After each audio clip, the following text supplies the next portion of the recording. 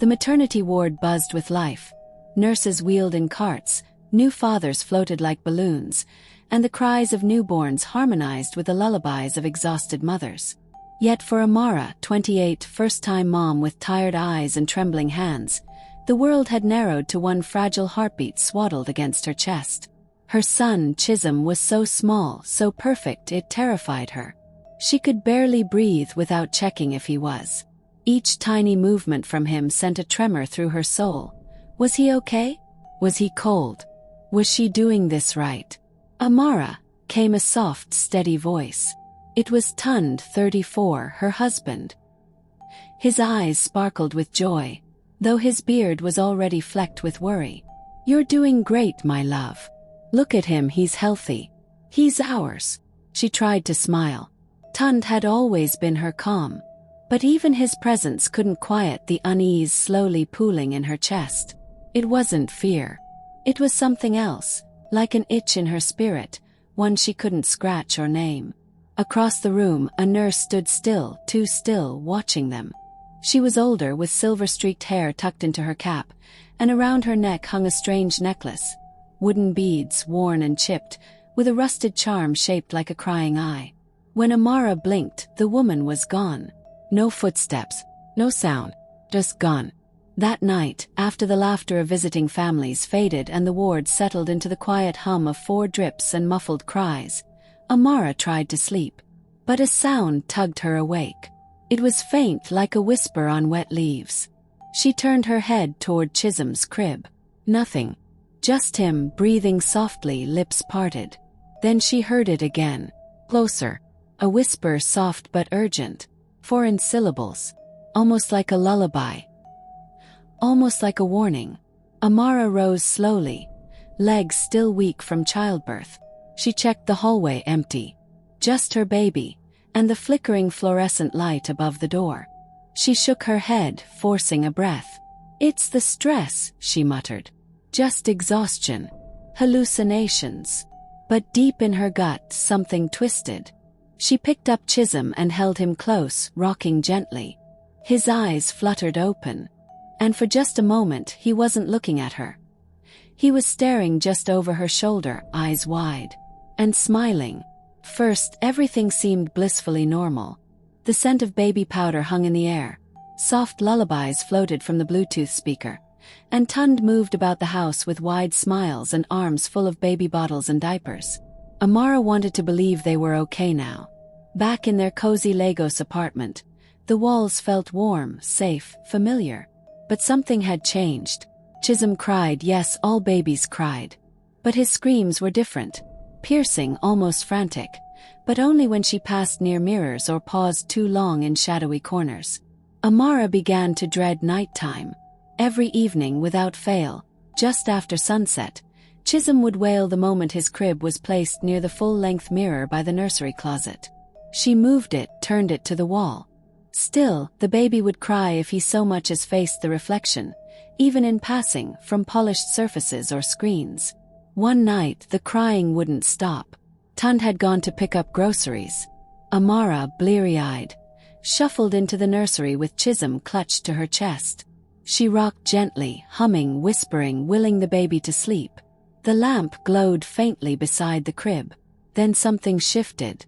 The mirror, still turned to the wall, seemed to hum like it was vibrating, pulling her gaze. She turned it out of reflex just to check, and froze.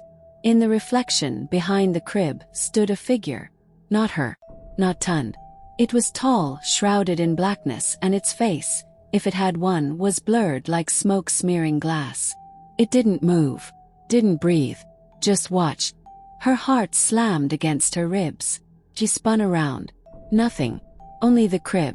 Only the silence.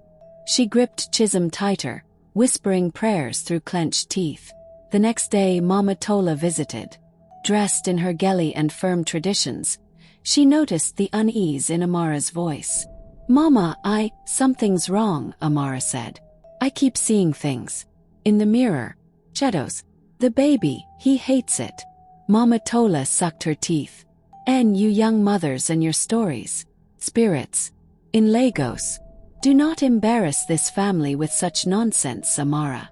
But Mama, keep your mouth shut and your child warm. That's your duty. That night, Amara sat alone in the nursery. Chisholm was asleep, bundled and calm. She dared another glance at the mirror, now draped with a shawl. Crack! A jagged line split across the glass. No one touched it. No one even breathed near it. The room went cold. After days of relentless crying, sleepless nights, and a creeping sense of dread she couldn't explain, Amara finally gave in. Her body was aching, her mind fraying, and Tund, ever the fixer, suggested hiring help. That's how Ngozi came in. Young, soft-spoken, and always with a gentle smile, Ngozi seemed like a blessing. She wore long skirts, covered her hair with a lilac scarf, and always had a small wooden cross tucked into her blouse. First, everything was calm. Chisholm liked her. He cooed in her arms, and for a moment, Amara began to breathe again. Maybe, just maybe, she had been imagining it all. Until Ngozi started acting off. She refused to enter the nursery unless Amara or Tund were with her. She would pause at the doorway, cross herself, and mumble prayers in Igbo under her breath. More than once, Amara caught her sprinkling what looked like salt near the crib. "Ngozi, are you okay?" Amara finally asked one afternoon. Ngozi's eyes darted to the nursery, then back to Amara. "Auntie, I did not want to speak, but I saw something." Amara froze. "What do you mean?" Ngozi leaned in, voice trembling. "The baby, last night he floated. His body lifted off the mattress like wind was carrying him. And there was a voice, a whisper. It said the name Olubori." Amara's stomach dropped. That name, she'd never heard it, but somehow it lodged in her bones. She stood abruptly. "Ngozi, I think you should go." Ngozi nodded, already backing away, tears in her eyes. That evening, Amara installed the security cameras herself. No more guessing. No more doubts. She needed the truth, even if it terrified her. And at 3 a.m. she got it. The footage showed Chisholm sleeping peacefully, until he rose upright, without support, without effort. His little body standing straight in the crib, eyes wide, face still. Then he giggled. Not like a baby, but like something pretending to be one. And he was looking directly at something in the dark. The first time Amara saw it, she thought it was just a trick of the light. A faint shimmer beneath Chisholm's onesie, like the skin on his chest had caught a glint of moonlight. But the second time, during a diaper change, she gasped and dropped the baby wipe. There it was. A glowing mark, faint but undeniable, pulsing on her son's chest. The shape was circular, almost like a sun, but with jagged, uneven edges, and a line through the center that twisted like a serpent's tail. And suddenly a memory stirred. Humid evening. A flickering lantern. She was barely 9, lying on a raffia mat, while her grandmother, old and bent with cloudy eyes, leaned in close. "Listen well, Amara," the old woman whispered, as if afraid the wind might hear. "If ever you bear a child, not during the sacred moons, not in July. That month is Olubori's window. That's when she walks between worlds." Amara had giggled then, called it a fairy tale. Her grandmother had smacked her wrist. "It's not a story. It's a curse. Our family broke a promise to Olubori, guardian of lost infants. She never forgets. She marks what belongs to her. That mark. This mark." Her blood ran cold. The next day, Amara drove across town with Chisholm bundled tightly to her chest. She marched into her mother's sitting room, voice tight. "Mummy, I need to ask you something. About Grandma.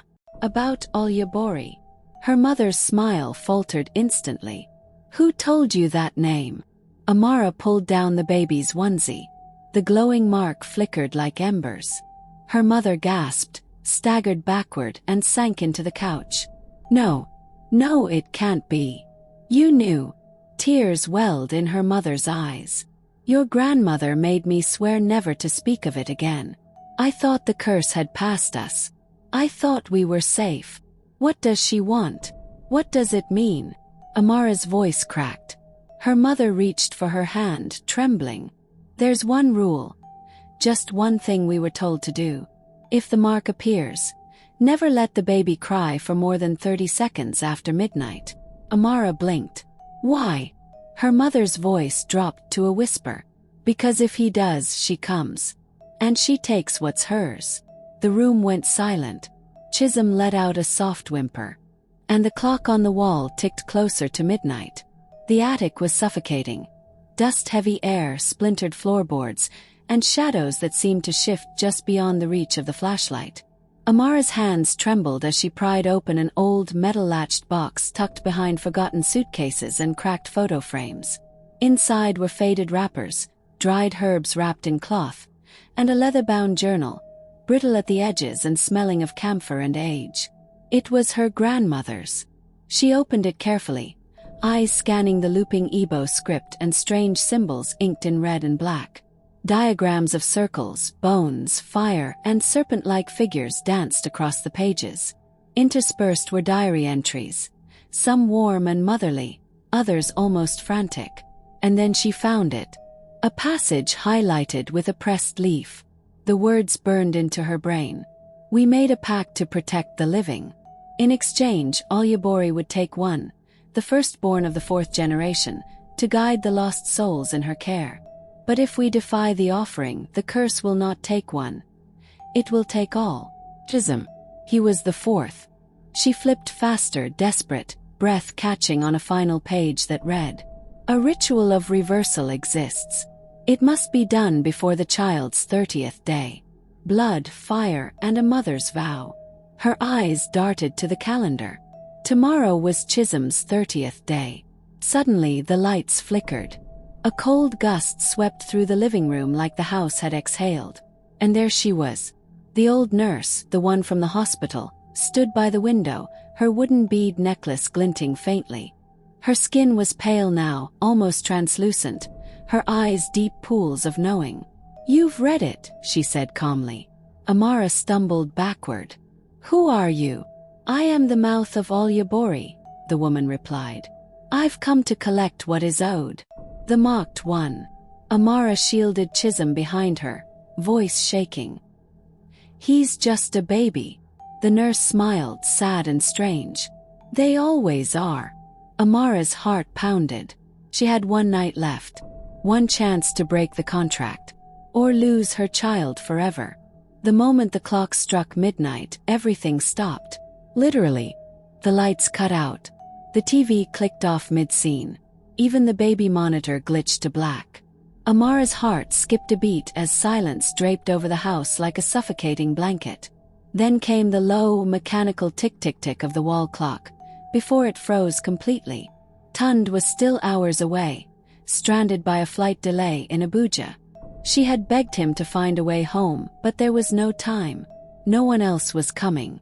It was just her. And Chisholm. She lit 3 candles and whispered a prayer her grandmother once taught her. The flames wavered violently as if breathing, reacting. Every wooden plank in the house seemed to groan under invisible weight. Then the whispers returned, circling her ears, ancient and breathy, in a language she didn't recognize but somehow understood. "The time has come." Chisholm whimpered in her arms. She looked down. His tiny chest was glowing again. Not faintly this time.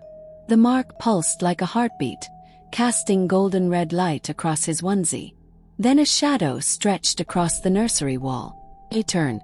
The nurse was back, but no longer human. Her body shimmered with silver mist, her eyes glowing embers in a hollow face. Her feet didn't touch the floor. Her voice echoed from everywhere and nowhere at once. "I have come for the child." "No," Amara whispered, backing toward the crib. "You can't have him." She grabbed the journal, flipping desperately to the burnt corner where the reversal ritual had once been. The page was still there, barely. She began to read aloud, choking on the strange syllables. The candles flickered violently, but the ink began to run, melting into the page. The letters blurred.